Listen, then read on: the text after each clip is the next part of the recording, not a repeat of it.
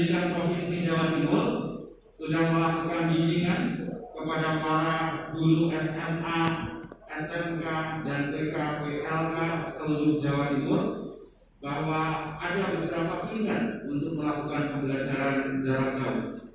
Yang pertama adalah melalui video conference, yang kedua adalah melalui video media sosial atau YouTube misalnya, dan yang ketiga adalah memakai learning management system yang bisa diunduh secara gratis melalui jaringan internet. Saya tahu bukan guru tambah berat, karena menyiapkan pembelajaran lewat daring ini luar biasa. Kadang-kadang mungkin harus minta tolong siapa-siapa untuk membuat kartun agar lebih menarik yang disampaikan. Mungkin juga harus mencari slide-slide dengan desain tertentu supaya colorful sehingga look nice. Mungkin harus cari video dan seterusnya. Jadi hari ini sebetulnya guru pun dituntut luar biasa untuk beradaptasi dengan teknologi ini.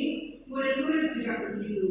Sama-sama berikhtiar, mudah-mudahan semua mendapatkan pahala yang luar biasa dan nanti akan menjadi jariah panjenengan semua para guru dan tenaga pendidikan.